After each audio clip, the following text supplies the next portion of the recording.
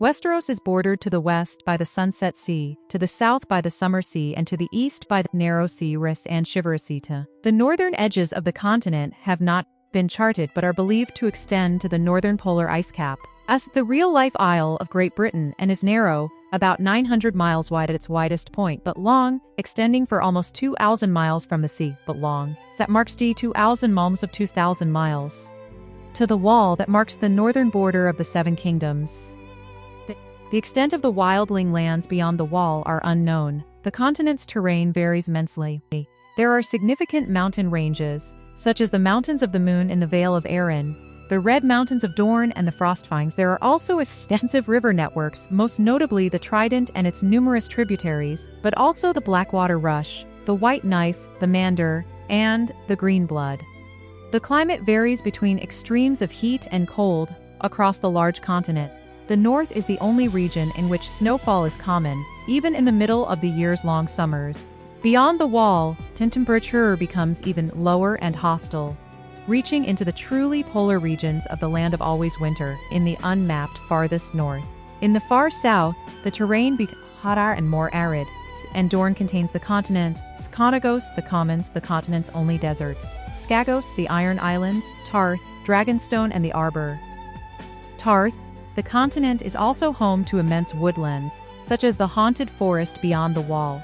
South of the wall, within the Sevenstead regions, the Wolfswood around Winterfell, the Kingswood south of King's Landing and straddling the northern border of the Stormlands, and the Rainwood in the southern half of the same region.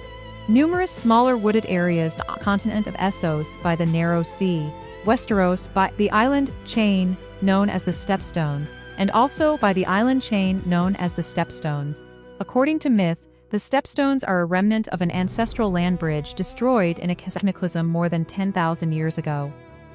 As well as the vast eastern continent of Essos, other lands known to exist. The Summer Isles lie to the south of Westeros, and there is regular trade between the islands and the Seven Kingdoms. A forbidding, mostly unexplored continent at Somerset is also known to exist to the southeast across the Summer Sea.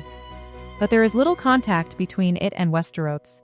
Some islands are known to exist in the Sunset Sea to the west of Westeros, but the true extent of this ocean is unknown. To the east of northern Westeros lies the island of Ibben, home to traders and whalers, who occasionally trade with the Seven Kingdoms and the free cities of Essos. Westeros's climate shifts from a subarctic wasteland in the furthest north, beyond the wall, to a desert climate in the furthest south, along the peninsula of Dorne. In the normal course of events, the furthest north still has light snowfalls even in the longest summers, while Dorne almost never sees snow, even in the most severe winters. Westeros and Essos both experience seasons of varying length, usually lasting at least a couple of years each. The length of the seasons is completely unpredictable and varies randomly. The Maesters of the Citadel keep a close eye on the length of the days in order to try to predict how long the current season will last, but this is an inexact science at best. At the time the series opened, the world has been experiencing a summer that has lasted for 9 years, which is unusually long, and the Maesters fear that an equally long winter will follow. Westeros extends much further north than Essos, so is much more adversely affected by long winters, while Essos, which extends into equatorial regions, is typically warmer. In the north, the winters are extremely cruel. Lords set aside non-perishable food items for storage against the next winter, while many of the North's most notable strongholds are built in favorable areas, such as Winterfell on hot springs or the Dreadfort of House Bolton on volcanic vents. Some castles, like Winterfell, have elaborate greenhouses which permit the growing of vegetables even in the harshest winters. Despite these precautions, famine and starvation is common during northern winters and is one of the reasons the North has a small population despite its vast size. There is a suggestion that the long seasons are not natural in origin, but may have stemmed from a near-mythical event called the Long Night 8,000 years ago, when it is said that the White Walkers used the cover of a winter that lasted a generation and a night to invade Westeros. They were defeated in the battle for the dawn, thrown back into the furthest north and prevented from returning by the raising of the wall, but the seasons never recovered. Maesters are highly skeptical of this story, dismissing it as folklore. Despite the inarguable presence of the wall, the Seven Kingdoms are divided into 9 administrative regions, 7 Each region, except the Crown Lands, is ruled by a great house, who in turn, accept the Crown Lands, by the king, on the Iron Throne. These regions are, the North ruled by House Stark from the castle of Winterfell. Bastards of noble birth born in the North take the surname, Snow. The principal port and city of the North is White Harbor. The North is the largest of the regions of Westeros but also the most sparsely populated, due to the harshness of the long winter. The North also includes the Wall and the lands administered by the Night's Watch, which are technically independent but are almost always thought of in conjunction with the North. The North is the only region in Westeros to govern itself independent, by House Arryn, from the castle of the Eyrie, of the King of the Andals and First Men. The Vale of Arryn ruled by House Arryn from the castle of the Eyrie. Bastards of noble birth born in the Vale take the surname Stone. The principal port and city of the Vale is Gulltown. The Vale is dominated and mostly covered by the Mountains of the Moon and its offshoot chains. Its borders are prowled by hostile hill tribes. The Riverlands ruled by House Tully from the castle of Riverrun. Bastards of noble birth born in the Riverlands take the surname Rivers. The principal ports of the Riverlands are Seaguard, Saltpans, and Maidenpool. Notable towns include Stony Sept. The Riverlands are dominated by the mighty River Trident and its numerous tributaries, including the Tumblestone.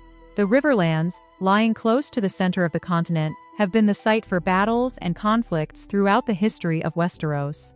Once an independent kingdom, they were overrun by the Ironborn a century before Aegon's invasion and are thus not counted as an eighth kingdom, despite their significant size and population. The Riverlands are, as their name suggests, one of the most fertile and populous regions in Westeros, which is in many ways the only reason they have been consistently able to recover from the frequent wars that cross their borders.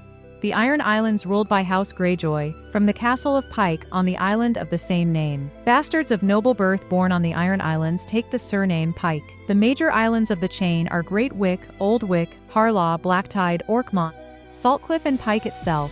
The Iron Islands are rain-lashed and cold, home to a hardy warrior race known as the Ironborn. They live for warfare and reaving and are the most troublesome and rebellious of the Iron Throne's subjects. The Westerlands ruled by House Lannister, from the castle of Casterly Rock.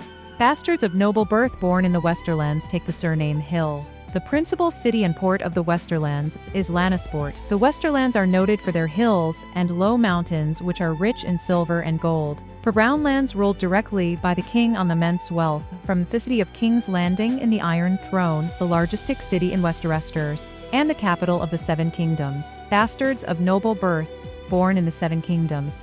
Bastards of noble birth born in the Crownlands take the surname Waters. Other notable townships of the Crownlands include Duskendale and Rosby. The Crownlands stretch along the shores of Blackwater Bay and across several islands in the Narrow Sea, such as Dragonstone, Driftmark, and Claw Isle. The islands are separately administered from Dragonstone. The Crownlands were never a kingdom before the conquest. Control of the region fluctuated between various neighboring kingdoms throughout history. The Reach ruled by House Tyrell, from the castle of Highgarden. Bastards of noble birth born in the Reach take the surname Flowers. The principal city and port of the Reach is Oldtown, the second largest city of Westeros. The Reach is the second largest region of Westeros and by far the most fertile, allowing the Tyrells to field vast armies and also results in them being wealthier than any other family but the Lannisters. The Reach also includes several offshore islands, such as the Shield Islands and the Arbor. The Stormlands, ruled by House Baratheon from the castle of Storm's End. Bastards of noble birth born in the Stormlands take the surname Storm. The Stormlands include several offshore islands, most notably Estermont and Tarth. It ranks moderately among the other regions in terms of population and wealth. The Stormlands are racked by frequent storms off the Narrow Sea and significant rainfall. The Stormlands are also one of the most densely wooded areas in Westeros, particularly south of the Neck. It contains not only the Rainwood, but also shares much of the Kingswood. As a result, Fest is, in general, that of a temperate rainforest. Dorne, ruled by House Martell from the castle of Sunspear. Bastards of noble birth born in Dorne take the surname Sand. The principal ports of Dorne are Sunspear itself and the Planky town at the mouth of the Greenblood. The people of Dorne are isolated from the rest of Westeros by the Sea of Dorne and the Red Mountains, giving them a greater sense of national identity than most of the other peoples of the Seven Kingdoms, even more than the Ironborn and the Northmen. Since Robert's rebellion and the murder of several prominent Dornish nobles during the sack of King's Landing, the Dornish have pursued a more isolationist path. Beyond the Wall, a vast, snow-covered wilderness independent from the Iron Throne and separated from the Seven Kingdoms by the Wall. It is inhabited by tribes of people known as wildlings, who often attempt to raid along the Bay of Seals or the Bay of Ice or climb over the Wall for the same purposes.